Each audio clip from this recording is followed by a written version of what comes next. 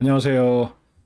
어, 경제금융 수학 10월 4일 보강 하도록 하겠습니다. 10월 4일이 원래는 개천절 다음날 이어서 그냥 평일이죠. 평일인데 내 개인적인 사정으로 수업을 하기가 힘들 것 같아서 동영상으로 보강하도록 하겠습니다. 많은 양해 부탁합니다. 자, 지난 시간에 요 편미분 이야기, 편미분, 전미분, 로피탈의 법칙 중에서 편미분 이야기를 하다가 시간이 다 돼서 다 못했었죠. 그래서 편미분부터 다시 시작하도록 하겠습니다.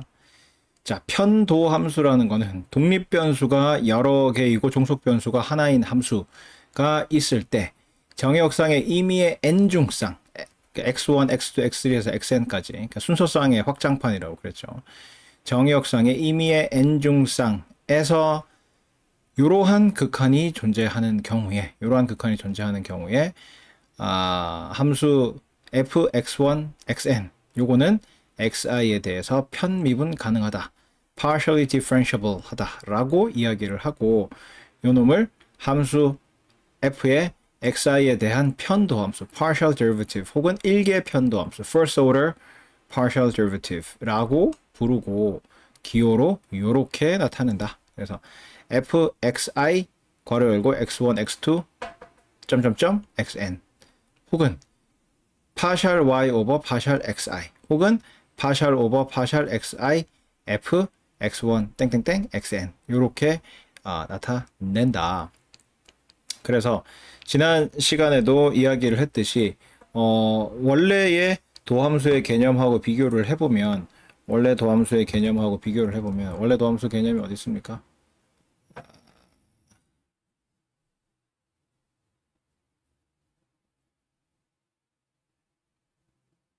여기 있지. 62페이지. 그죠? 62페이지에 있는 도함수를 보면 이 극한에서 뭐가 변합니까? 독립변수 x가 변하죠. 독립변수 x가 델타 x만큼 변했을 때 x에서 델타 x만큼 변했을 때 그때 이제 y값 fx 플러스 델타 x 빼기 fx y값의 변화분 그죠? x값 변화분 분의 y값 변화분 해서 극한을 취해가지고 x값 변화분을 0으로 보내는 요런 극한이 존재할 때 요거를 이제 도함수라고 했었는데 요 우리 정의를 보면 그죠? 정의를 보면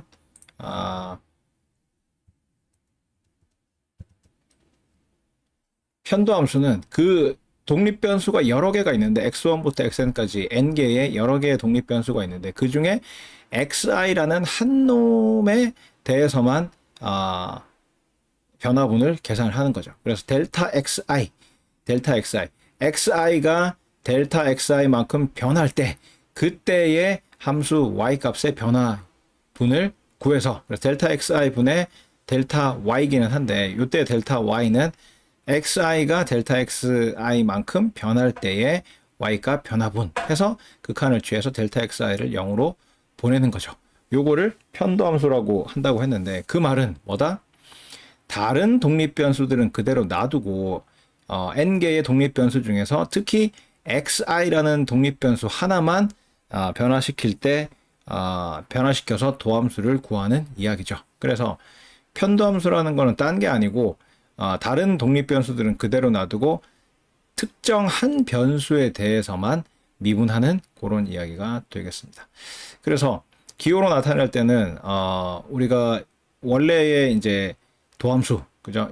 독립변수가 하나짜리인 도함수의 경우에는 뉴턴 기호로 나타낼 때 f-x 이렇게 나타냈었는데 요 이제 편도함수의 경우에는 어떤 독립변수에 대한 편도함수인지를 나타내야 되기 때문에 아래 첨자로 미분하는 독립변수를 표시하게 되죠. 그래서 f xi 괄호 열고 x1 땡땡땡 xn 이렇게 표현을 하게 되고 그 다음에 그 라이프니츠 기호로도 dy over dx라고 표현했던 거를 partial y over partial xi 혹은 partial over partial xi f x1 땡땡땡 xn 이렇게 나타내게 된다. 그래서 d 대신에 육자 거꾸로 한 것처럼 생긴 저런 기호를 사용을 하는데 편도함수의 경우에 저거를 파샬이라고 읽기도 하고 라운드라고 읽기도 해요. 라운드 둥근, 그죠? 둥근. 저 뭐 동그라미 비슷하잖아, 그죠? 동그라미 비슷하니까 라운드라고 읽기도 하고 파샬이라고 읽기도 한다.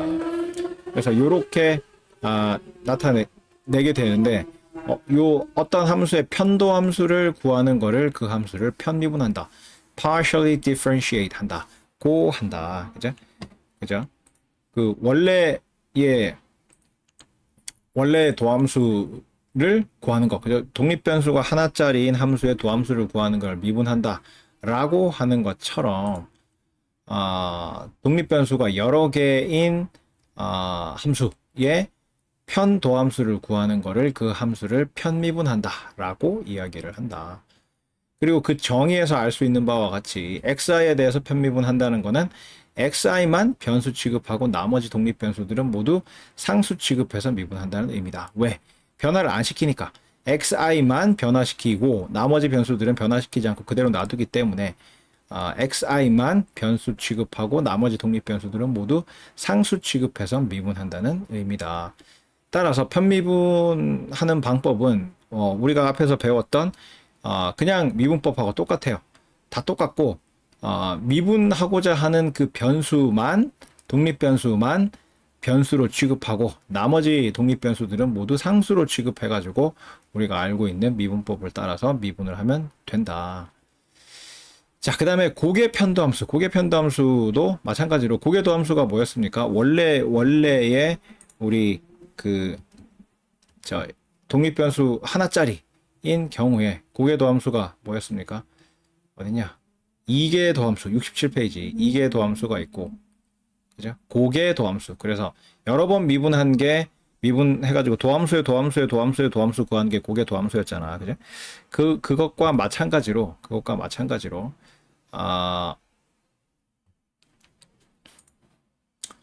컨트롤 하려니까 헷갈리네. 그것과 마찬가지로 편도함수도 고개 편도함수는 여러 번 편미분하는 거야. 여러 번 편미분하는 건데 다만 이제 독립변수가 한 개짜리인 경우에는 독립변수 하나로만 여러 번 미분하는 거였는데 여기서는 이 독립변수로 미분했다가 그 다음에는 또 다른 독립변수로 미분했다가 하는 그런 거. 어쨌든 그러니까 어떠한 독립변수로 미분을 하든지 간에 편미분을 여러 번 해가지고 구한 그런 함수를 고개 편도함수라고 한다. 고개 편도함수라고 한다. 어떠한 독립변수로 편미분을 하든지 간에 편미분을 여러 번 한 경우를 여러 번 해서 구한 그 함수를 고개 편도함수라고 한다. 그래서 편미분 가능한 함수 y equal f x1 땡땡땡 xn에 대해서 요런 식으로 표현하죠. 한 독립변수에 대해서 두 번 미분한 경우, xi에 대해서 두 번 미분한 경우에는 f xi xi, 뉴턴 기호로는 저렇게 적죠. f xi xi 이렇게 적고 라이프니츠 기호로는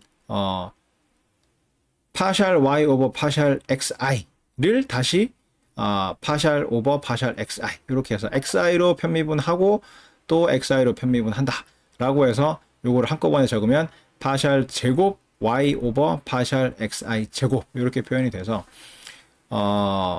그냥 한 개짜리 독립변수 한 개짜리 함수에 대한 고개 도함수 개념하고 완전히 똑같죠. 그죠? 그래서 저렇게 그 라이프니츠 기호로 적을 때 파샬 y 오버 파샬 xi를 다시 한번 xi로 편미분해 가지고 파샬 y 오버 파샬 xi 해서 괄호를 쓰고 그 다음에 밖에다가 파샬 오버 파샬 xi 이렇게 돼 있었는데 요 괄호를 없애게 되면 분자에서는 파샬 저 부분이 제곱되는 게 당연하고 분모에서는 원래대로라면 파샬 xi의 전체 제곱이 돼야 되는데 여기도 그냥 파샬 xi 해서 그냥 제곱만 붙이게 된다. 원래는 파샬 xi 전체 제곱이어서 파샬 xi가 괄호 안에 들어가고 제곱 이렇게 표현이 돼야 되는데 괄호 없이 저렇게 표현한다는 게 앞에서 배웠던 독립변수 한 개짜리 함수에 대한 고개 도함수 개념하고 똑같다.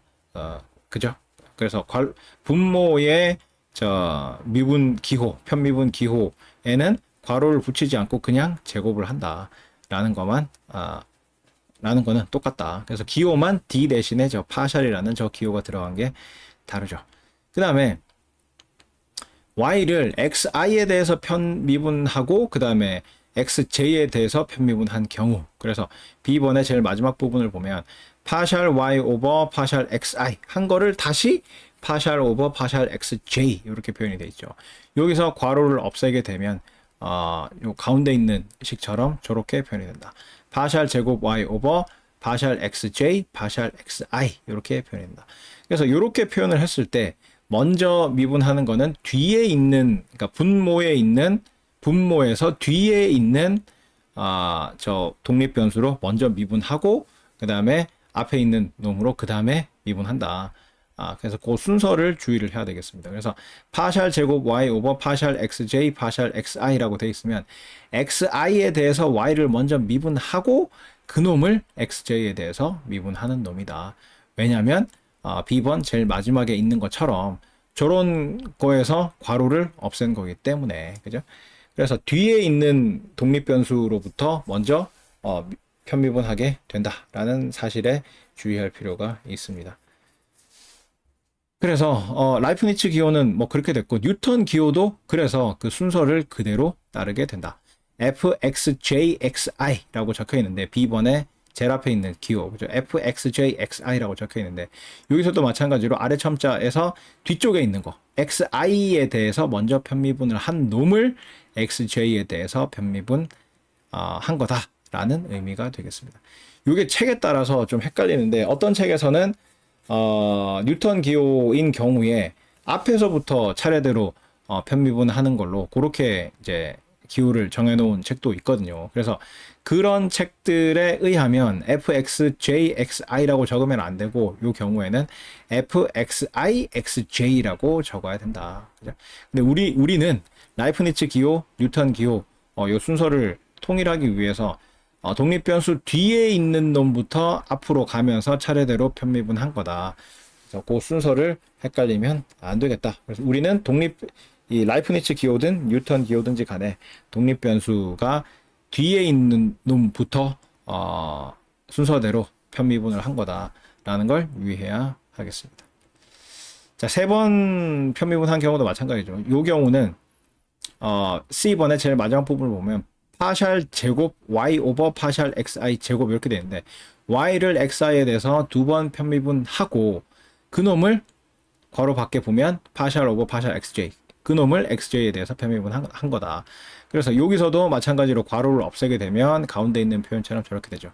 파샬 3승 y 오버 파샬 xj 파샬 xi 제곱 이렇게 되면 xi로 2번 편미분한 놈을 그 다음에 xj로 편미분한다. 이런 의미가 되겠습니다. 여기도 마찬가지로 분모에 괄호는 들어가지 않는다. 원래는 파샬 xi를 괄호에다가 집어넣고 파샬 xi를 전체 제곱 이렇게 표현을 해야 되는데 역시 분모에는 괄호가 들어가지 않는다라는 걸 알 수가 있다. 그래서 뉴턴 기호로 적어도 저렇게 표현할 수가 있다. fxjxi 그러면 xi로 2번 편미분하고 그 다음에 마지막으로 xj로 편미분한 거다. 이런 의미가 되겠습니다. 그 다음에 D번 같은 경우에는 파샬 y 오버 파샬 xi D번의 제일 마지막 부분을 보면 파샬 y 오버 파샬 xi로 y를 편미분한 거를 괄호 밖에서 파샬 제곱 파샬 xj 제곱 이렇게 돼서 xj로 2번 편미분한 거다. 이런 거죠. 그래서 괄호를 없애면 가운데 있는 것처럼 저렇게 표현이 되고 뉴턴 기호로 적더라도 뒤에서부터 앞으로 가면서 순서대로 편미분한 거다. 그래서 fxj, xj, xi 저거는 xi로 편미분한 놈을 xj로 2번 편미분한 거다. 이런 의미가 되겠습니다. 이게 고개 편도함수 개념이 되겠습니다. 그래서 이때 주의할 점은 뒤에 있는 독립변수에 대해서 먼저 편미분한다는 점이다. 그래서 뒤에서부터 앞으로 오면서 편미분한다는 그러한 의미가 되겠습니다. 다시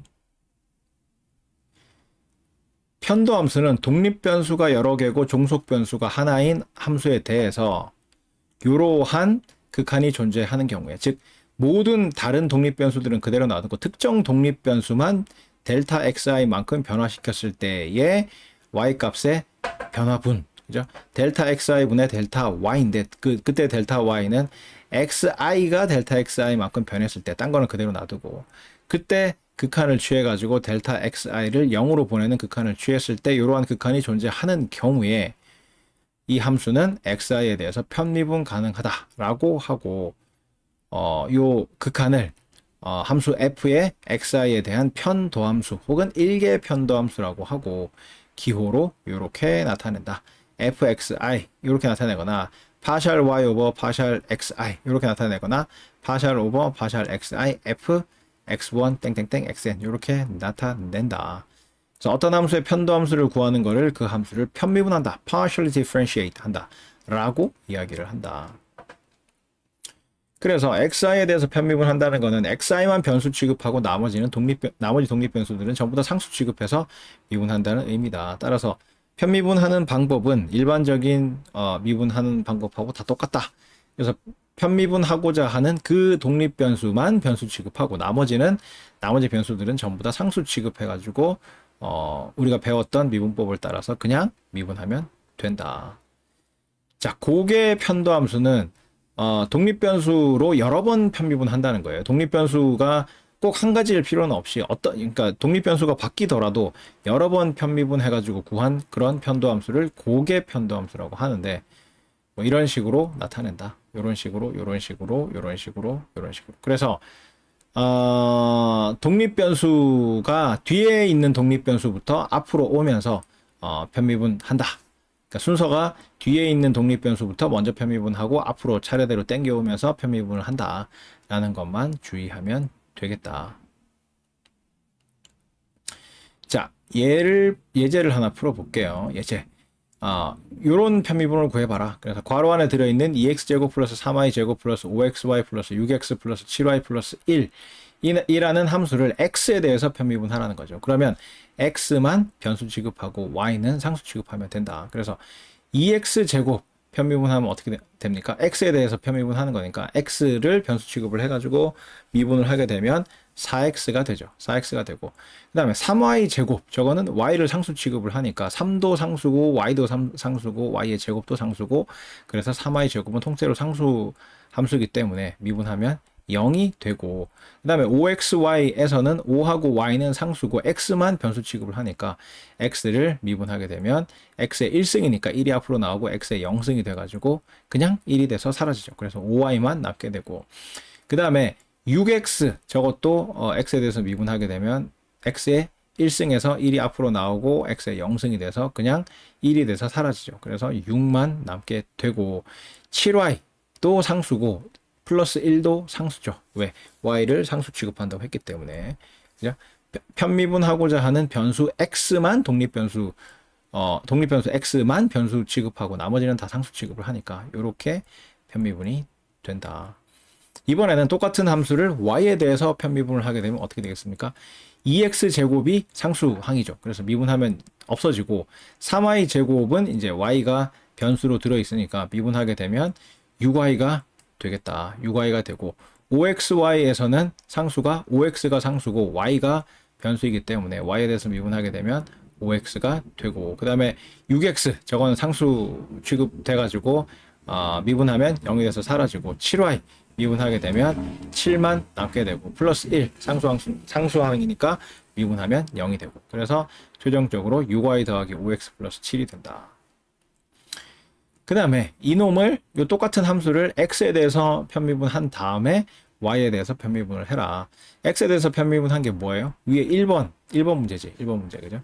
x에 대해서 편미분한 결과는 4x 플러스 5y 더하기 6이니까 4x 플러스 5y 플러스 6이니까 요거를 y에 대해서 편미분하면 되겠다. 그죠? 원래 함수를 x에 대해서 편미분한 게 4x 더하기 5y 플러스 6이니까 그거를 그 다음에 y에 대해서 편미분을 하면 되겠다. y에 대해서 편미분하면 어떻게 됩니까? 4x는 상수니까 사라지고 5y는 미분하게 되면 5가 되고 6은 상수니까 사라지고 그래서 답은 5만 남게 된다. 이렇게 편미분하면 됩니다. 또 있네. 그 다음에 xy ln 2x 플러스 3y 요거를 x에 대해서 편미분하라고 그랬다. 그래서 y는 상수 취급을 할 거야. y를 상수 취급하더라도 요거는 함수 두 개가 곱해져 있는 곱의 미분법을 쓸 수가 있겠죠. xy라는 함수와 ln 2x 더하기 3y라는 함수가 곱해져 있는 형태니까 먼저 첫 번째 인수인 xy를 x에 대해서 편미분하게 되면 y가 남게 되겠고, 그죠? y가 남게 되겠고, 두 번째 항 그대로 놔두면 그대로 ln 2x 플러스 3y 이렇게 될 거다. 더하기, 이번에는 첫 번째 인수 그대로 놔두고 xy, 첫 번째 인수 그대로 놔두는 건 일단 마지막에 곱하는 걸로 그렇게 하려나 보네, 그죠? 첫 번째 항 그대로 xy 그대로 놔두고 ln 2x 플러스 3y를 x에 대해서 미분하려고 보니까 요거는 ln x에 x 대신에 2x 플러스 3y가 들어가 있는 합성함수죠. 합성함수의 미분법은 어떻게 한다? 저 x 대신에 들어가 있는 덩어리 2x 플러스 3y를 하나의 통째로 변수로 봐가지고 저 덩어리에 대해서 편미분한 다음에 저 덩어리를 x에 대해서 미분한 거를 곱해주면 된다. 그래서 ln 2x 플러스 3y를 2x 플러스 3y에 대해서 미분하게 되면 2x 플러스 3y 분의 1이 되고, 그 놈을 다시 x에 대해서 미분을 하게 되면 3y는 상수니까, 그죠? 2만 남게 된다. 2만 남게 되는데 요 첫 번째 인수 xy가 살아 있어야 된다 그랬지. 그래서 xy를 곱해주면 이러한 형태가 된다라는 이야기가 되겠습니다. 그 다음에 x제곱 y 3승 2의 4x 더하기 5y승, 요거를 x에 대해서 편미분하면 된다. 그래서 y는 상수 취급하면 되고 x만 변수 취급하면 되는데, 따라서 인수가 두 개가 곱해져 있는 곱의 미분법을 쓸 수가 있겠죠.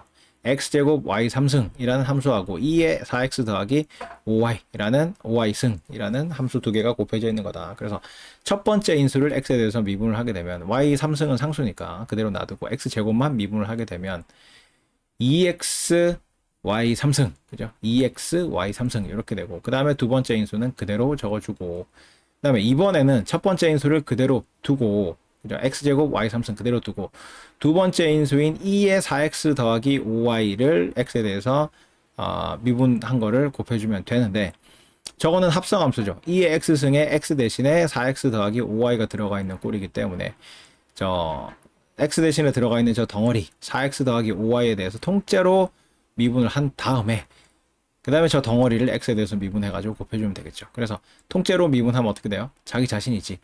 2의 4x 더하기 5y 승을 4x 더하기 5y 승에 대해서 미분을 해주게 되면 지수함수는 자기 자신이다. 지수함수의 특징이, 그죠? 미분해도 자기 자신이고 벽분해도 자기 자신이고, 그죠? 2의 4x 더하기 5y 승 이렇게 되고, 그 다음에 저 덩어리로 봤던 4x 더하기 5y 부분을 x에 대해서 편미분하게 되면 5y는 상수 취급 당하니까 0이고 4x를 미분하게 되면 4가 된다. 그래서 4를 곱한 요러한 게 최종적인 미분 결과가 되겠습니다. 그 다음에 요것도 x에 대해서 편미분을 해봐라. 요것도 두 개의 함수가 곱해져 있는 형태죠. 2의 6x 더하기 7y승이라는 함수하고 ln 8x 제곱 y 더하기 9xy 제곱이라는 함수하고 두 개가 곱해져 있는 형태다. 첫 번째 인수 먼저 미분을 하게 되면 2의 6x 플러스 7y를 x에 대해서 미분하게 되면 6x 플러스 7y를 한 덩어리로 봐서 먼저 저놈을 미분하게 되면 자기 자신 2의 6x 더하기 7y 승이 되고, 그 다음에 덩어리로 봤던 6x 더하기 7y를 x에 대해서 미분하게 되면 7y는 상수니까 6x만 미분하게 되면 6이 된다. 이게 첫 번째 인수 미분한 거고, 그 다음에 두 번째 인수는 그대로 적어주고, 더하기, 이번에는 첫 번째 인수 그대로 놔두고 두 번째 인수 ln 8x 제곱 y 더하기 9xy 제곱, 저놈을 x에 대해서 편미분해야 되는데 저건 합성함수죠. ln x의 x 대신에 8x 제곱 y 더하기 9xy 제곱이라는 저 덩어리가 들어있으니까 저 덩어리에 대해서 두 번째 인수를 통째로 미분한 다음에 곱하기 저 덩어리를 x에 대해서 미분한 거, 이렇게 하면 되겠죠. 그래서 ln 8x 제곱 y 더하기 9xy 제곱을 저 8x 제곱 y 더하기 9xy 제곱이라는 덩어리로 먼저 미분을 해주면 역수가 된다. 8x 제곱 y 더하기 9xy 제곱 분의 1이 되는데 거기다 뭘 곱해줘요? 덩어리를 x에 대해서 미분한 거. y는 상수 취급하고 x에 대해서만 미분을 해주게 되면 이거는 16xy 더하기 9y 제곱이라는 놈이 나오게 된다. 그래서 그걸 곱해준 게 이러한 형태로 나타나게 되겠습니다. 그래서 미분하는 방법은 똑같아요. 미분하는 방법은 기본적인 미분법을 그대로 사용을 하면 되고, 미분하고자 하는 독립변수만 변수 취급하고 나머지 독립변수들은 전부 상수 취급을 해가지고 미분을 해주면 원하는 결과를 얻을 수가 있다. 자, 그 다음에 전미분 이야기를 할 텐데, 전미분은 영어로 total derivative예요. total derivative. 그래서 그 이야기를 하기 전에 몇 가지 이제 기호를 적을 필요가 있는데, 델타 xi라는 거는 xi의 작은 변화분이야. 델타 xi라는 거는 xi의 작은 변화분인데, 그거의 극한을 취해가지고 그 변화분을 0으로 보내는 극한을 취했을 때 그거를 dxi라고 나타낸다. dxi라고 나타낸다. 즉 xi의 0에 가까운 아주 작은 변화분을 dxi라고 나타낸다. xi의 아주 작아서 0에 가까운 정도의 변화분을 dxi라고 표현을 한다. 그리고 델타 y는 이렇게 표현을 해요. 델타 y는 이렇게 표현한다. 모든 독립변수가 델타만큼 변할 때, 델타 x1, 델타 x2 해가지고 델타 xn만큼 변할 때, 그때의 y 값의 변화분, 그죠? 모든 독립변수가 x1에서 x1 플러스 델타 x1까지 델타 x1만큼 변하고, x2도 x2에서 x2 플러스 델타 x2만큼 델타 x2만큼 변하고, 뭐 이런 식으로 해서 마지막에 xn도 xn에서 xn 플러스 델타 xn까지 변하고, 그래서 모든 독립변수가 델타 만큼 변할 때 그럴 때 그 y의 변화분을 델타 y라고 한다. 이 델타라는 거는 그리스 문자의 D에 해당되는 글자인데, 이게 왜 이 델타라는 걸 쓰냐면 difference, 영어로는 difference라는 그 용어, 차이 혹은 증분, 그죠? 증가분 혹은 차이, difference의 앞글자인 D를 그리스 문자로 바꾼 게 저 델타예요, 델타. 그래서 xi의 변화분, 그죠? 변화분. xi가 뭐 조금 커지거나 혹은 조금 작아지거나 원래 값보다 조금 변한 그 변화분, 그죠? xi에서 xi 플러스 델타 xi로 변했다. 뭐 이런 거죠. 그래서 원래 값에다가 더해주는 그런 값을 델타 xi, difference of xi. 그러니까 변화한 놈, 최종적으로 변화한 놈하고 원래 놈하고 사이의 차이라는 뜻이에요. 최종적인 값하고 원래 값하고 사이의 차이라는 뜻이야. 그걸 델타 xi의 차이, xi의 변화분을 그리스 문자로 저렇게 나타내는데, 거기에 극한을 취해가지고 그 델타 xi가 0에 가까울 때 그거를 dxi라고 나타낸다. 이때 d는 뭐겠어요? 역시 difference하고 비슷하겠죠. 그냥 differential. 이 경우에는 differential이라고 그래요. 그래서 이거는 아주 작은 차이, 뭐 요런 뜻이야. 아주 작은 차이, dxi. 그죠?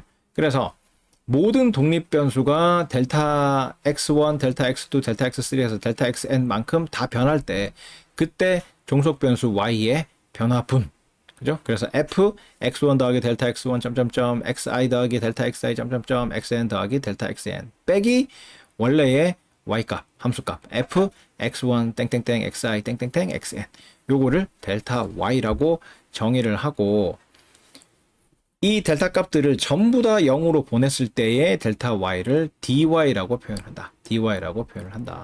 그래서 델타 x1도 0으로 가고 델타 x2도 0으로 가고 해가지고 델타 xn까지 모두 다 0으로 갈 때의 델타 y, 그러니까 아주 작은 y의 변화분, 그거를 dy라고 표현을 한다. 그래서 전미분이라는 거는 딴 게 아니라 요거를 전미분이라 그래. 요거를 전미분이라고 그런다고. 파셜 y 오버 파셜 xi dxi를 다 더한 거, 그거를 그게 dy가 된다 라는 요러한 표현, 요거를 전미분이라고 그런다. total derivative. 상식적으로 이거는 너무나도 당연하죠. 왜? 파셜 y 오버 파셜 xi의 의미가 뭡니까? xi가 한 단위 변할 때 y가 얼마나 변하느냐, 순간적으로, 그죠? xi가 한 단위 변할 때 y는 얼마나 변하느냐. xi라는 임의의 어떤 점에서 한 단위만큼 변할 때, 그때 y의 변화분이 얼마인가를 나타내는 게 저거지. 파셜 y 오버 파셜 xi지, 그죠? 아니 y의 변화분 나누기 x의 변화분이니까 x가 하나 변할 때 y가 얼마나 변하느냐 뭐 그런 거잖아. 그죠? 아니 빵이 10개가 있고 사람이 5명이 있으면 어떻게 돼요? 10개 나누기 5명 하면 한 사람당 빵 몇 개를 먹을 수 있느냐가 나오잖아. 그죠? 한 사람당 빵을 몇 개 먹을 수 있느냐가 나오잖아. 10개 나누기 5명 이렇게 하면 한 명당 2개씩 먹을 수 있다. 이런 값이 나오잖아. 그래서 10개 나누기 5명은 의미가 뭐다? 한 명당 먹을 수 있는 빵의 양 뭐 이런 거잖아. 그런 것처럼 파셜 y 오버 파셜 xi는 xi가 아주 조금 변할 때 y가 아주 조금 거기에 대응해서 아주 조금 변하는 그 변화의 정도인데 그거는 무슨 의미다? 결국 xi가 xi라는 의미의 점에서 한 단위만큼 변할 때 y가 얼마나 변하느냐 하는 그거를 나타낸다고 할 수가 있겠죠. 그죠? 거기다가 dxi를 곱하면 어떻게 돼? xi의 변화분을 곱하면 xi가 dxi만큼 변할 때의 y의 변화분이 저 곱이지. 그죠? 파셜 y 오버 파셜 xi dxi. 저거는 의미가 뭐예요? 앞에 있는 파셜 y 오버 파셜 xi는 xi가 한 단위 변할 때 y의 변화분인데 거기다가 뭘 곱했어요? dxi를 곱했으니까 xi가 dxi만큼 아주 조금 변할 때 y는 얼만큼 변하느냐 하는 걸 측정하는 게 저 두 개의 곱이죠. 그죠? 곱이지. 그렇잖아. 10명이 있는데 그러니까 아니 빵이 10개가 있는데 사람이 5명이 있다. 그러면 10개 나누기 5명 해서 한 명당 2개씩 먹잖아. 근데 사람이 2명 있다. 그러면 빵이 몇 개가 필요하느냐 하면 곱하기 2를 하잖아. 곱하기 2. 한 명당 2개씩 먹는데 사람이 2명이 있다. 그러면 곱하기 2를 하잖아. 그죠? 한 명당 2개라는 값에다가 사람 수 2명을 곱하게 되면 그러면 총 2명이서 총 4개가 필요하다. 뭐 이런 게 나오는 것처럼 파셜 y 오버 파셜 xi 저거는 xi가 한 단위 변할 때 xi라는 거기서 아주 조금 변하는 거지만 아주 조금 변하더라도 한 단위 변할 때의 y의 변화량이 얼마가 되느냐 하는 걸 나타내는 게 파셜 y 오버 파셜 xi고 시그마 d에 있는 그죠? 저거고 거기에다가 dxi를 곱하면 xi가 dxi만큼 변할 때의 y의 변화량이 되겠죠. 그런 거를 모든 독립변수에 대해서 다 더하는 거지. 시그마 i는 1에서 n까지. 그죠? n개의 모든 독립변수에 대해서 다 더하면 어떻게 돼요? 그게 총 y의 변화분이다. 그게 dy다. 라는 이야기예요. 그죠? 그런 이야기지. 모든 독립변수가 dx1, dx2, dx3 해가지고 dxn까지 변할 때, 그죠? 변할 때, 거기에, 그게 하나씩 변할 때의 y의 변화량이 파셜 y 오버 파셜 xi dxi잖아.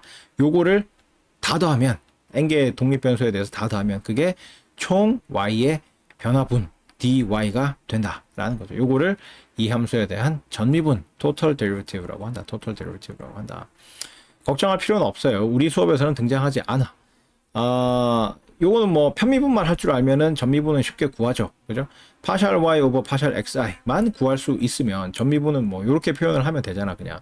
그래서 쉽게 구할 수 있고 우리 요 수업에서는 등장하지 않지만 미시경제학에서 엄청나게 자주 뻔질나게 등장하는 개념이 바로 요 전미분 개념이 되겠습니다.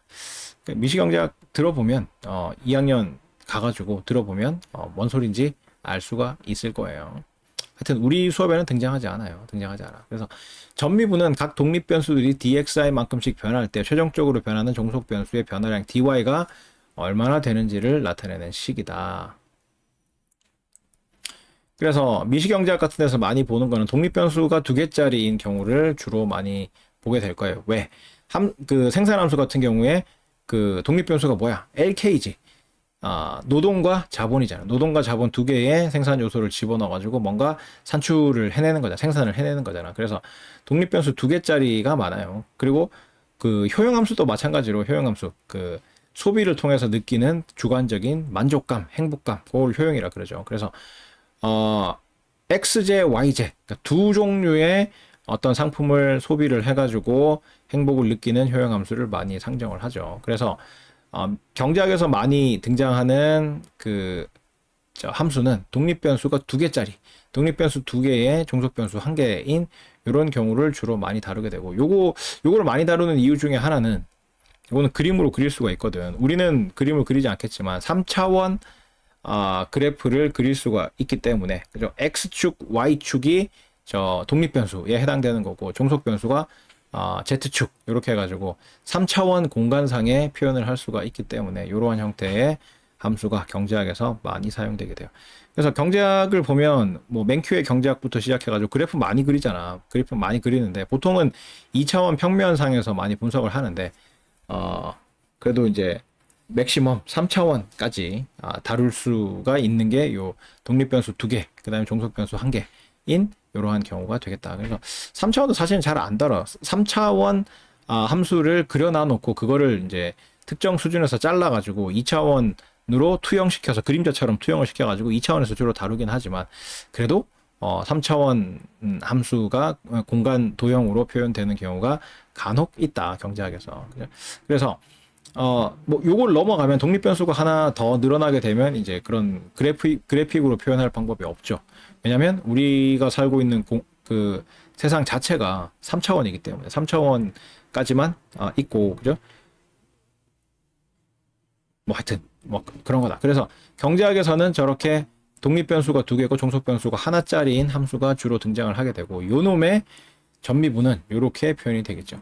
dz는 파샬 z 오버 파샬 x dx 더하기 파샬 z 오버 파샬 y dy. 그죠? 파샬 z 오버 파샬 x의 의미는 뭐다? x가 한 단위 변할 때 z가 얼마나 변하느냐 하는 그 변화분을 나타내는데, 거기에 dx를 곱하면 어떻게 돼요? x가 dx만큼 변할 때의 z의 변화량이 될 거고, 파샬 z 오버 파샬 y는 y가 한 단위만큼 변할 때 z가 얼마나 변하느냐 하는 변화량을 나타내는데, 거기에 dy를 곱하면 어떻게 돼요? y가 dy만큼 변할 때의 z의 변화량이 되겠죠. 그래서 그 두 개를 더하면 어떻게 돼요? xy가 각각 dx, dy만큼 변할 때의 총 z의 변화량인 dz가 된다라는 이야기가 되겠습니다. 그래서 요렇게 해놔놓고 미시경제학에서는 무슨 짓거리를 하느냐? dz 이퀄 0이다. 그죠?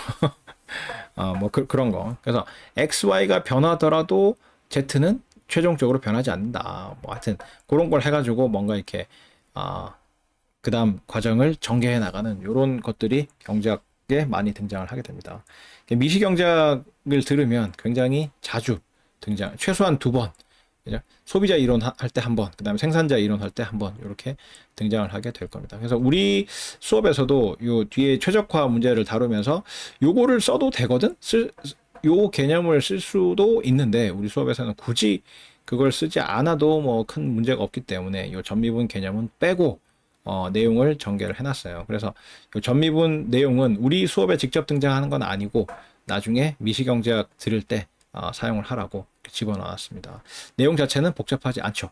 전미분 구하려면 파샬 z 오버 파샬 x, 파샬 z 오버 파샬 y, 편미분만 할 줄 알면 전미분은 뭐 쉽게 구하는 거니까.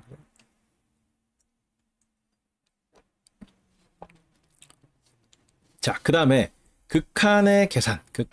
기억이 나는지 모르겠는데 이 부분은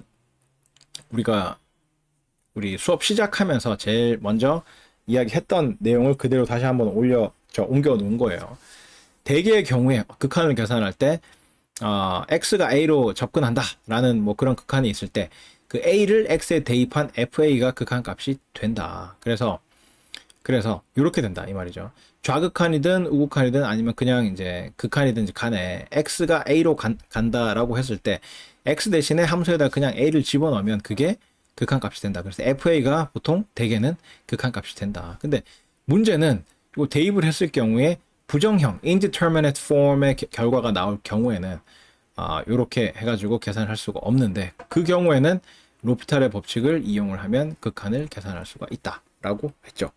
그래서 indeterminate form, 부정형이 어떤 건지는 예전에 이야기를 했지만 다시 한번 이야기를 하면 무한대 빼기 무한대 계산을 하다 보니까 무한대 빼기 무한대 이런 게 나왔어요. 근데 이 무한대라는 게 수가 아니에요. 어떠한 실수보다 크다, 계속 커진다, 뭐 이런 의미이기 때문에 무한대 빼기 무한대 하면 0이 되지 않아.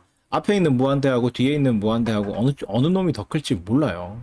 그래서 대소 관계가 불명확하기 때문에 무한대라는 거는, 그래서 모든 실수보다 더 크다, 계속 커지고 있다, 이런 의미일 뿐이지 앞에 있는 무한대하고 뒤에 있는 무한대 중에서 두 개가 어느 게 더 큰지 이런 걸 모른다고. 그래서 무한대 빼기 무한대가 뭐가 될지는 알 수가 없다.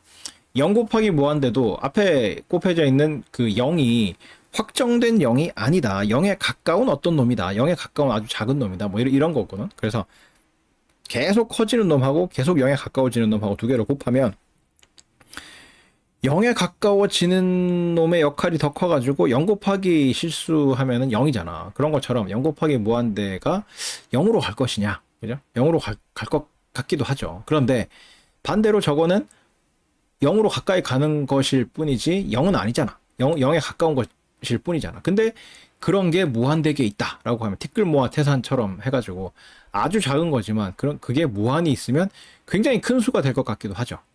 그래서 0 곱하기 무한대라고 돼 있는 저놈도 어떤 값이 되는지 알 수가 없다. 0분의 0, 0분의 0도 마찬가지죠. 이때 0은 확정된 0이 아니라 0에 가깝게 가는 어떤 수야. 그렇기 때문에 0분의 0이라고 쓸 수가 있는 거죠. 그죠? 원래 수학에서는 분모에 0이 들어가면 안 되는 거잖아. 근데 이렇게 0분의 0으로 썼다는 거는 이게 확정된 0이 아니라 0에 가까이 간다는 거예요. 그래서 0에 가까이 가는데 위에 놈, 분자하고 분모 중에 어떤 놈이 약간이라도 더 크냐에 따라서 이게 0이 될 것 같기도 하고 무한대가 될 것 같기도 하고 뭐 그런 거잖아. 그죠? 그래서 정확히 알 수가 없다. 1은 아니야. 1일 가능성도 있긴 있지. 0분의 0 똑같이 생겼으니까. 근데 어느 놈이 더 0에 더 가깝게 가는지는 분모 분자 중에 어떤 놈이 더 가깝게 가는지는 알 수가 없지. 그래서 저게 1일 것 같기도 한데 1이 아닐 것 같기도 하고 분모가 더 크면 저거는 그죠? 분모가 더 크면 어떻게 되겠어요? 분모가 더 크면 1보다 작은 것 같기도 하고 분자가 더 크면 1보다 큰 것 같기도 하고 뭐 그렇게 해서 정확한 값을 알 수가 없죠. 무한대분의 무한대도 마찬가지다. 무한대분의 무한대도 아래 위에 어떤 놈이 더 큰지 모르기 때문에 저게 1은 아닐 것 같고 1일 수도 있지만 1은 아닐 것 같고 무한대분의 무한대 중에 분모 분자 중에 어떤 놈이 더 크냐에 따라서 저 값이 1보다 클 수도 있고 작을 수도 있고 0으로 갈 수도 있을 것 같고 무한대로 갈 수도 있을 것 같고 뭐 하여튼 그런 거잖아. 그런 거고 무한대 영승 저것도 마찬가지죠. 확정된 0이 아니기 때문에 무한대 영승하면은 1일 것 같기도 한데 저게 영승이 사실은 정확한 0이 아니라 0에 가까운 지수란 말이야. 근데 엄청나게 큰 무한대라는 놈을 몇 승 했다라고 하면 저게 무한대일 것 같기도 하고 1일 것 같기도 하고 뭐 하여튼 그런 거죠. 0의 영승도 마찬가지죠. 0의 영승은 확정된 0인 것 같으면 0을 몇 번 뭐 곱하든지 간에 0이다 이렇게 볼 수도 있지만 0의 영승이면 1 아닌가?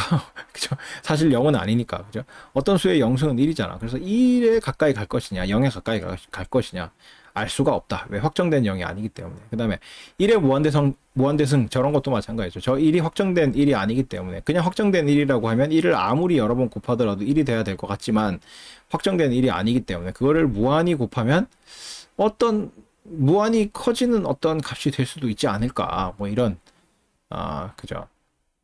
그런 생각이 들기도 하는. 그래서 확정된 값을 정할 수 없는 이런 놈들을 부정형, indeterminate form이라고 하고, 요런 결과가 나올 때는, 그러니까 대입을 했는데 요런 형태가 나온다. 그래서 알 수 없는 어떤 요런 형태가 나온다. 라고 할 때는 로피탈의 법칙을 이용해서 극한을 계산할 수가 있다.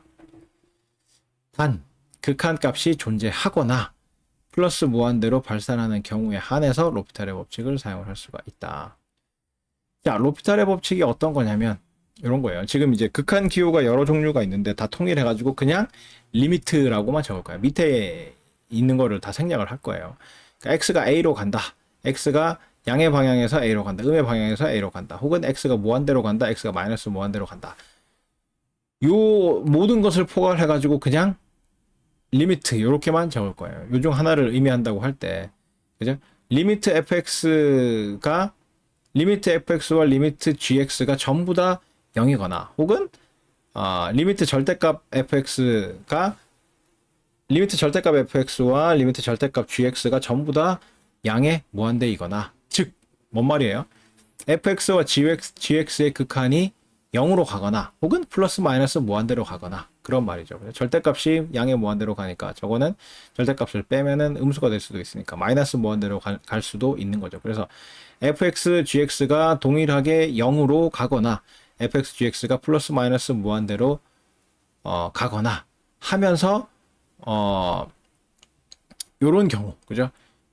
G-X분의 F-X의 극한이 존재하거나 플러스 마이너스 무한대로 발산하게 되면 우리가 구하고자 하는 극한이 리미트 GX분의 FX였다고 하면 요 놈은 분모 분자를 각각 한 번씩 미분한 저러한 극한 값하고 똑같다라는 거죠. 저 극한 값이 존재하거나 혹은 플러스 마이너스로 발산하는 경우에 한해서 이렇게 된다는 거죠. 그래서 원래 우리가 구하고자 하는 극한이 리미트 gx분의 fx, 그죠?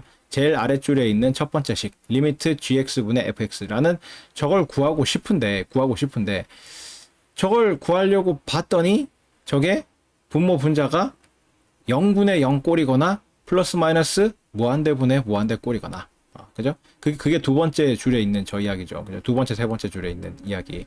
fx, gx가 전부 다 0으로 가거나 fx, gx가 플러스 마이너스 무한대로 가거나, 그죠? 그래서 원래 우리가 구하고자 하는 거는 리미트 gx분의 fx라는 극한을 구하고 싶은데 저거를 구하려고 값을 대입을 해봤더니 이게 0분의 0 꼴이거나 플러스 마이너스 무한대분의 무한대 꼴이거나, 그래서 값을 부정형이어서 값을 확정시킬 수가 없다. 근데 요 행위도 분모 분자를 한 번씩 미분을 했더니 리미트 g-x분의 f-x가 극한값을 갖거나 혹은 극한값을 갖지는 않는데 플러스 마이너스 무한대로 발산하는 경우라고 하면 그 g-x분의 f-x의 극한이 원래의 극한과 같다라는 게 로피탈의 법칙이 되겠습니다. 요거를 로피탈의 법칙이라고 한다. 로피탈의 법칙이라고 한다. 로피탈이라는 사람의 이름을 따서 만든 법칙인데, 뭐 사실은 로피탈이 만든 게 아니라 베르누이가 만든 건데, 로피탈이 자기 책에 그 소개를 하면서 그러니까 로피탈이라는 이름이 붙은 거예요. 붙어서 약간 사기지. 나는 베르누이라는 자기 스승이 만들었는데 그거를 자기가 나 이런 거 배웠다 이러면서 자기가 쓰는 교과서에다가 썼다가 이름이 로피탈이 쓴 교과서에 나오는 법칙이다. 그래서 로피탈의 법칙이 돼버린 베르누이가, 내 책 읽어보면 베르누이가 참 억울한 게 많아. 오일러 상수도 제자인 오일러한테 이름이 뺏겼고, 이 로피탈의 법칙도 제자인 로피탈한테 이름이 뺏기는 이런 비운을 맞게 되는 그런 게 이제 베르누이 가문의 흑역사랄까 불운이랄까 하여튼 그런 게 있습니다. 베르누이 가문은 우리 책 읽어보면 나오겠지만 굉장히 베르누이 가문의 여러 사람이 여러 대에 걸쳐가지고 수학에 굉장히 큰 이바지를 했어요. 그러니까 수학뿐만 아니라 경제학이나 금융에도 큰 이바지를 했어요. 그래서 천재 집안이야, 천재 집안. 그래서 그 베르누이라는 이름이 붙어 있는 수학 법칙 같은 게 되게 많거든요. 근데 따지고 보면 다 베르누이라고 돼 있는데 사실 만든 사람들이 다 다르고 하여튼 그래요. 그래서 베르누이 가문의 사람들이 여러 명이 있어가지고 각자 뭔가를 발견을 하고 뭐 개념을 만들고 했는데 이름은 전부 다 성인 베르누이라는 게 붙어가지고 마치 한 사람이 만든 것처럼 그런 착시 효과가 나타나도록 할 정도로 굉장히 수학계에 큰 공헌을 한 그런 가문이 되겠습니다. 자, 로피탈의 법칙을 말로 풀면, 말로 푼다기보다는 로피탈의 법칙을 활용하는 방법에 대해서 이야기를 하자면, 극한 계산을 하기 위해서 이제 x 대신에 a나 뭐 무한대를 집어넣거나 하여튼 대입을 했더니 부정형이 나온다고 하자. 아까 부정형 뭐 여러 가지 종류가 있었죠. 부정형이 나오는 경우에 그러면 수단과 방법을 가리지 말고 해당 함수를 분수꼴로 만들어야 된다. 그래서 분수꼴로 만들고 나서 다시 대입을 했더니 0분의 0꼴이나 플러스 마이너스 무한대분의 무한대꼴이 됐다고 하면, 그러면 분모 분자를 모두 미분한 다음에 다시 대입해서 극한이 구해지거나 플러스 마이너스 무한대로 발산하게 되면 그게 원래 극한 값이고, 그게 안 되면 또 한 번씩 더 미분해가지고 계산을 했더니 그게 극한 값이 존재하면 그게 원래의 그러니까 한 번 미분하기 전에 분수꼴의 극한의 값이고, 그 값은 또 뭐다? 원래의 분수꼴의 극한 값이다. 그래서 원래 극한 값이 되는 거고, 그래서 하여튼 나올 때까지 계속 분모 분자를 한 번씩 미분해가지고 이제 극한 값이 나오면 그게 원래의 그 극한값이 된다. 뭐 그런 이야기가 되는 거죠. 그래서 극한값이 나오거나 플러스 마이너스 무한대로 계산될 때까지 계속 분모 분자를 같은 횟수만큼 반복적으로 미분하고 대입하고 미분하고 대입하고 뭐 이런 거를 반복하면 극한값을 구하거나 혹은 플러스 마이너스 무한대로 발산한다는 사실을 알 수가 있다. 이게 로피탈의 법칙의 사용 방법이 되겠습니다. 다시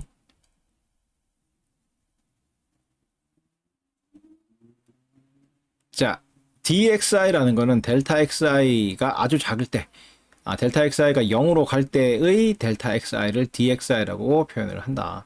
아주 작은 xi의 변화분 이런 뜻이 되겠습니다.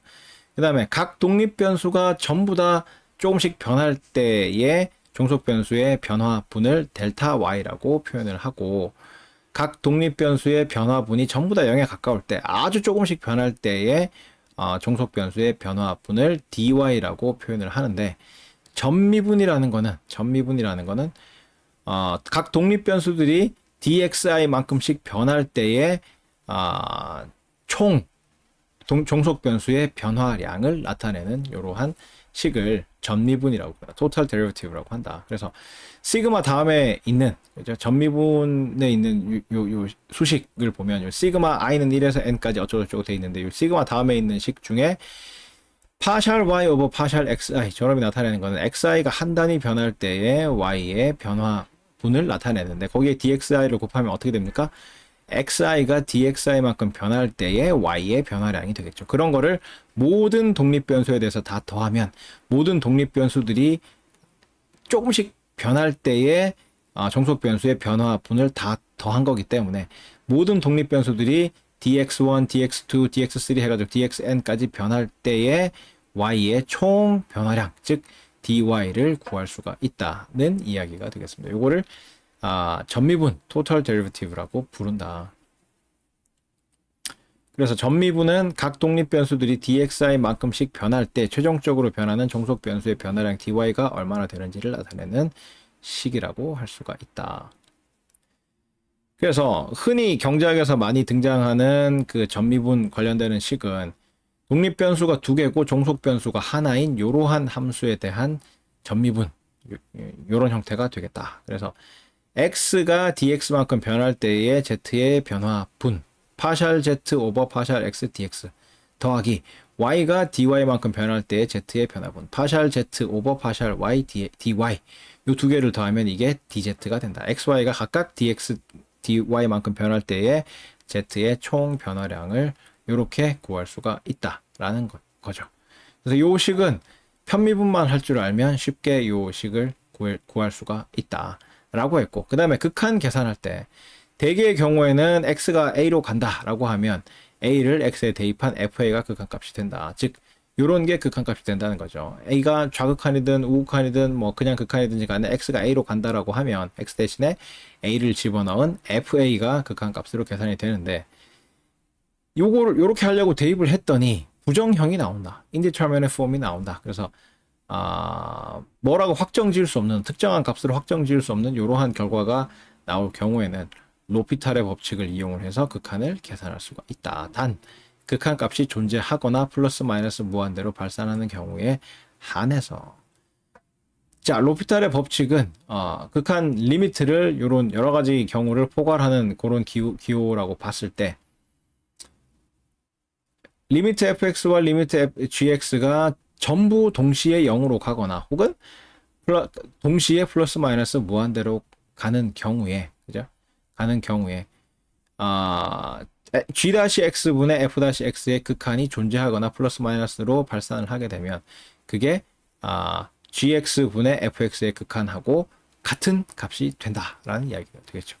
그래서 원래 우리가 구하고자 하는 극한은 제일 밑에 있는 리미트 gx분의 fx 요거를 구하고 싶은데 요거를 구하려고 봤더니 대입을 해봤더니 fx와 gx가 전부 다 0이거나 혹은 전부 다 플러스 마이너스 무한대여서 원래 구하고자 하는 극한이 0분의 0꼴이거나 플러스 마이너스 무한대분의 무한대꼴인 경우에 그런 경우에 분모 분자를 각각 한 번씩 미분을 했더니 극한 값을 구할 수가 있더라. 혹은 플러스 마이너스로 발산을 하더라 라고 하면 그렇게 해서 구한 극한 값이 혹은 플러스 마이너스 무한대로 발산한다는 사실이 원래의 분수의 극한 리미트 gx분의 fx하고 같아진다라는 이야기가 되겠습니다.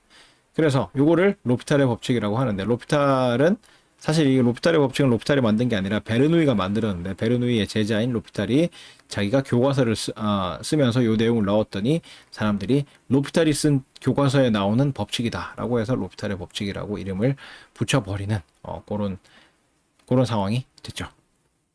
그래서 로피탈의 법칙을 사용하는 경우는 어떤 경우냐면, 극한 계산을 위해서 뭔가 대입을 했더니 부정형이 나온다. 근데 그런 경우에 그거를 분수꼴로 만들어서 다시 극한을 계산하려고 봤더니 0분의 0꼴이나 플러스 마이너스 무한대분의 무한대꼴이 됐다고 하면 분모 분자를 전부 다 한 번씩 미분한 다음에 다시 대입을 해서 구해보고, 그래도 다시 0분의 0꼴이나 플러스 마이너스 무한대꼴이 나오면 또 분모 분자를 한 번씩 또 미분하고, 이거를 계속 반복을 해서 결국 몇 번을 미분하든지 간에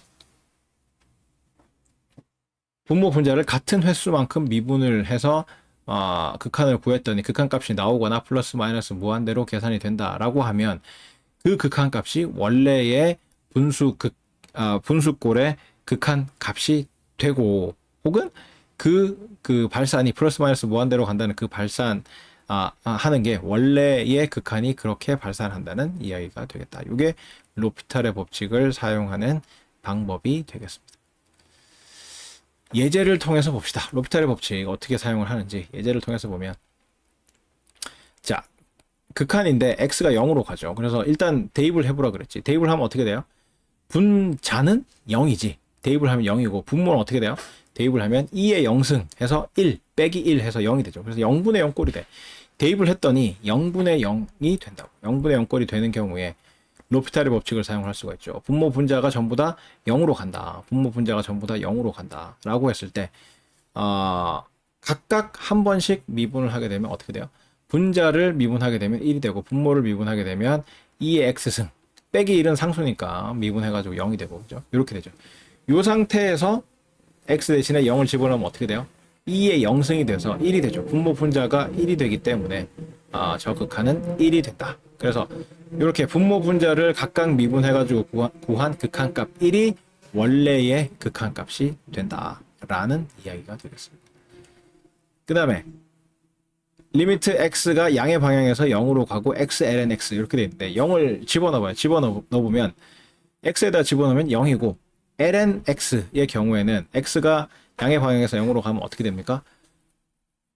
마이너스 무한대로 가지. 마이너스 무한대로 가지. 왜 그렇게 했어요? 책에다가 그림을 그려줬잖아, 옛날에. 그죠? 기억이 나는지 모르겠네. 어디에 있냐?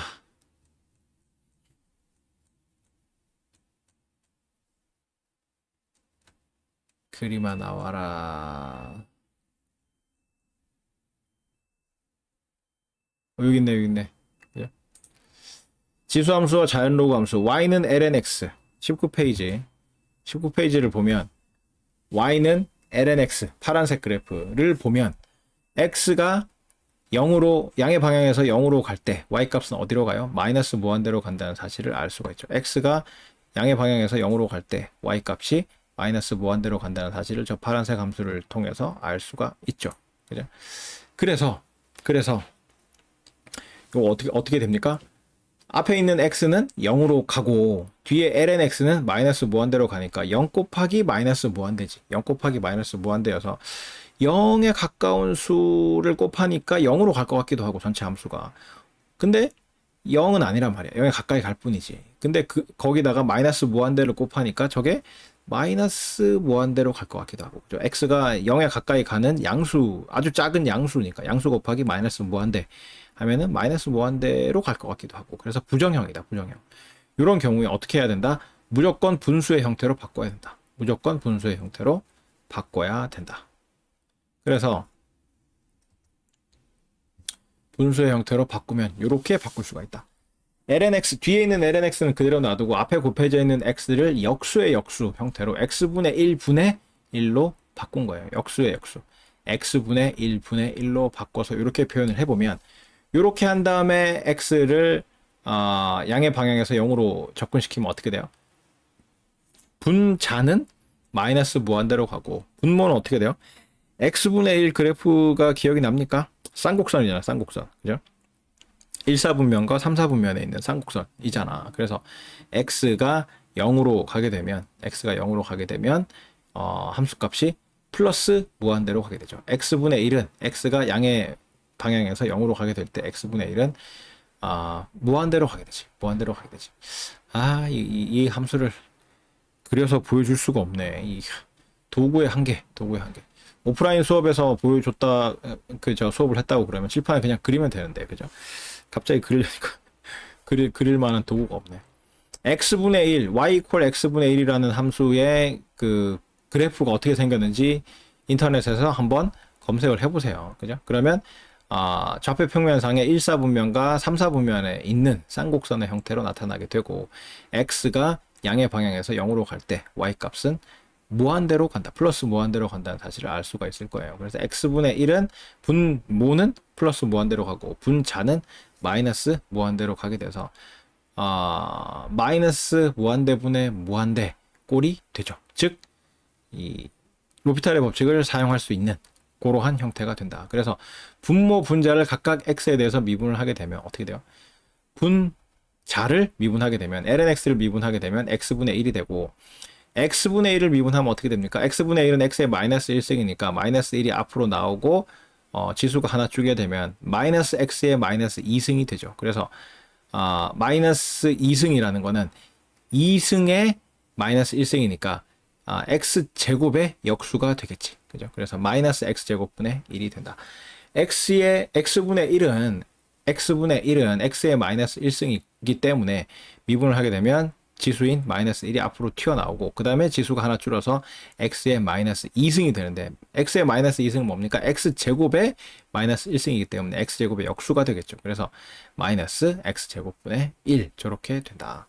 그래서 분모 분자의 x분의 1을 전부 약분할 수가 있겠죠. x는 양의 방향에서 0으로 가니까 지금 x는 양수예요. 양수이기 때문에 마음 편하게 분모에 있는 x분의 1하고 분자에 있는 x분의 1하고 약분을 하게 되면 어떻게 돼요?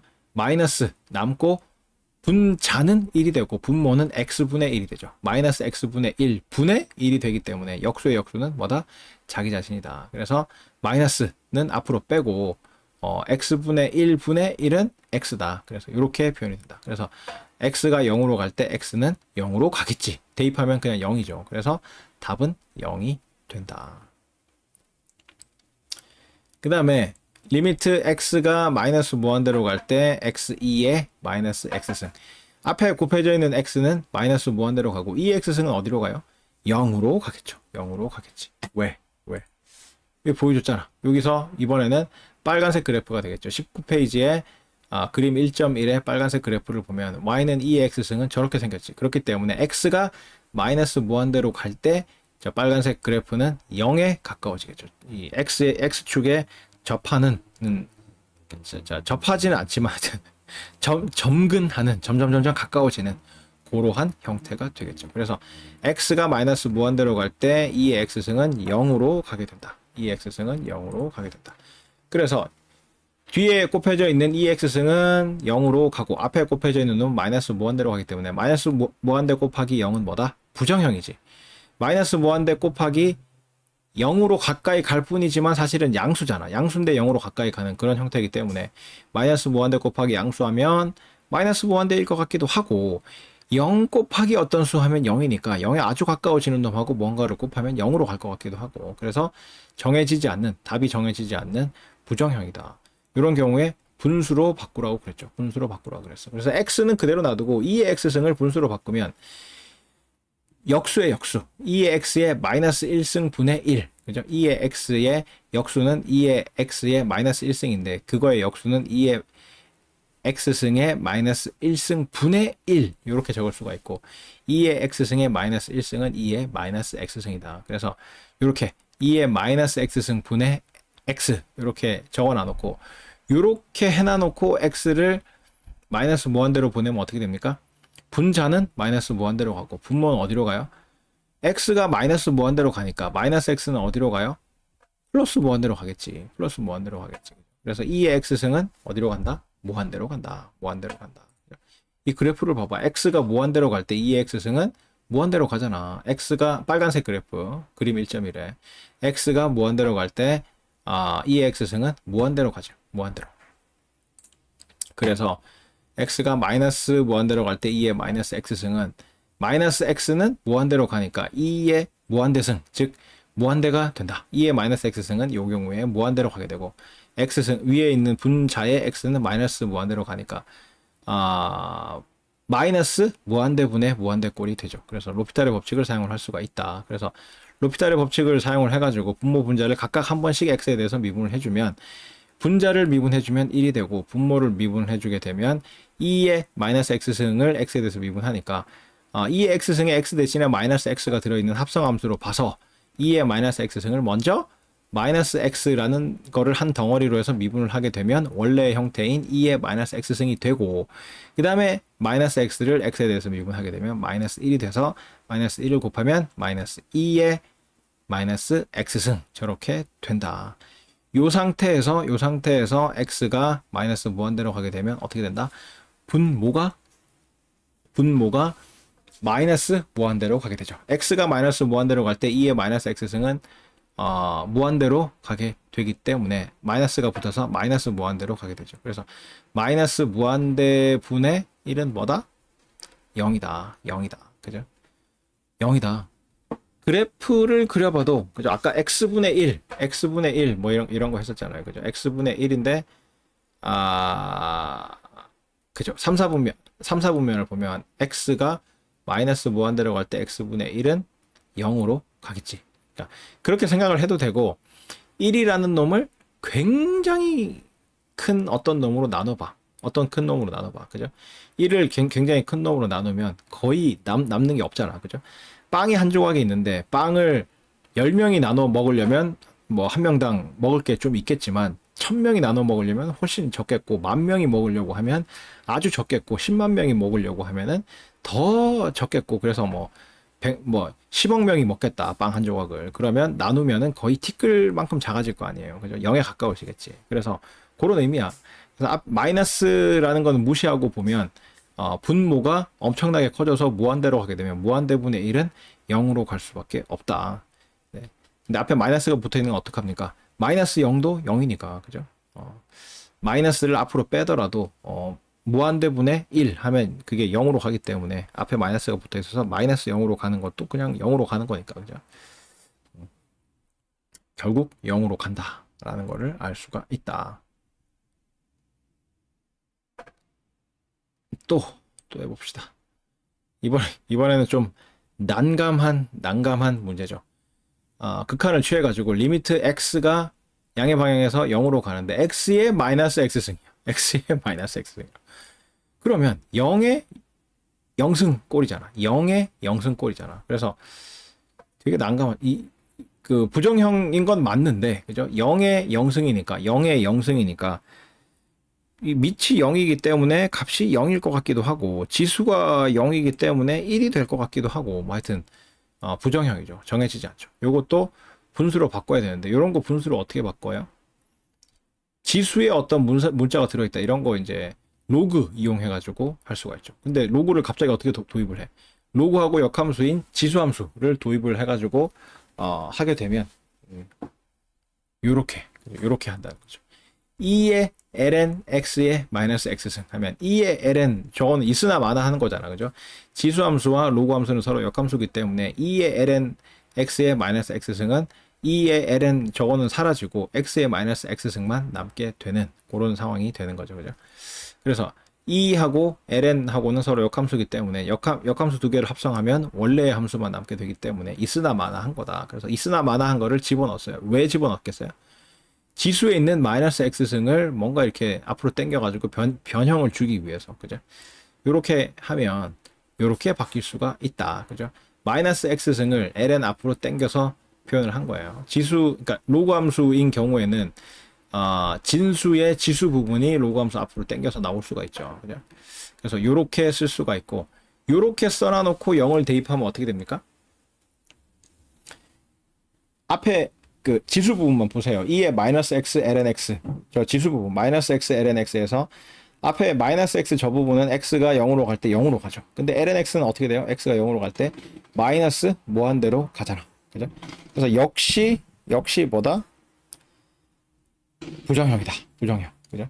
0을 곱했기 때문에 0으로 갈 것 같기도 한데 마이너스 무한대로 가는 걸 곱했기 때문에 마이너스 무한대로 갈 것 같기도 하고 그래서 부정형이다. 이런 경우에 분수로 바꾸라고 그랬죠. 분수로 이렇게 바꿨다. 아까 이런 문제 본 것 같은데 그죠? 비슷한 문제 지수는 아니었지만 그죠?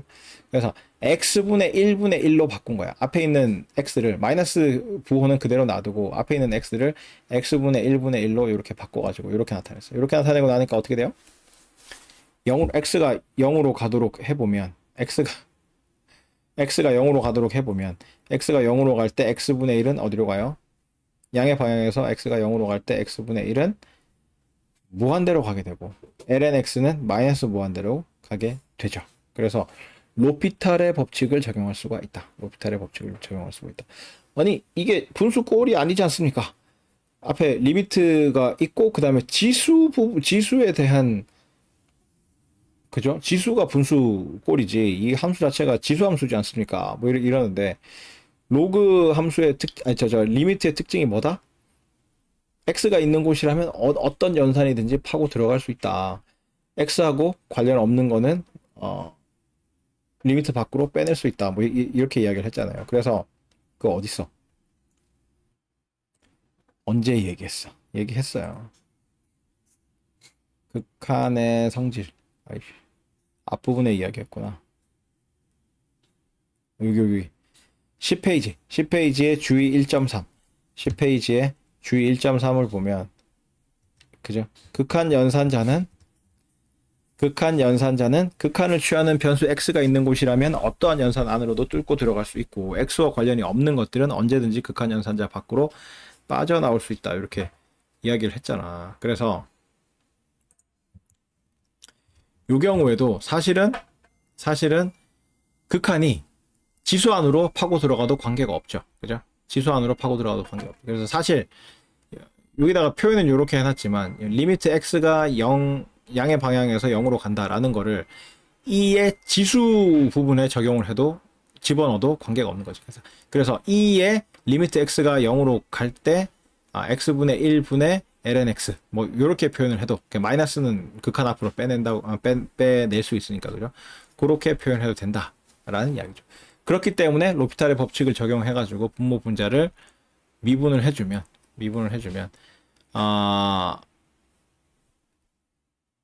위에 있는 분모 ln x를 미분한 거는 x분의 1이고 분자 x분의 1을 미분하게 되면 x분의 1은 x의 마이너스 1승이니까 마이너스 x 제곱분의 1이 되는데 원래 있던 마이너스하고 상쇄돼서 이런 식으로 표현이 되죠. 그 다음에 분모 분자의 x분의 1이 약분이 돼서 결국 분모에만 x분의 1이 남고 분자는 1이 돼서 x분의 1분의 1이 돼서 결국 x가 된다. 그래서 결국 이렇게 되는 거죠. 리미트 x가 0으로 갈 때 2의 x승 이렇게 되는데 x가 0으로 갈 때 2의 x승은 어디로 갑니까? x가 0으로 갈 때 2의 x승은 0으로 아니 맞나? 1로 가겠지. 대입하니까 그죠? 대입을 해보세요. 그래서 이렇게 해서 대입을 하면 x 대신에 0을 대입을 하면 2의 0승 돼서 1이 된다. 1이 된다. 아이 시간이 애매하네. 설명하기에는 그러네. 알겠습니다. 그러면 요 예제 푸는 것부터 해서 다음 주에 오프라인 수업에서 요 부분 이어서 계속해서 예제를 풀어 나가도록 하겠습니다. 시간상 오늘 여기까지 하겠습니다. 수고했습니다.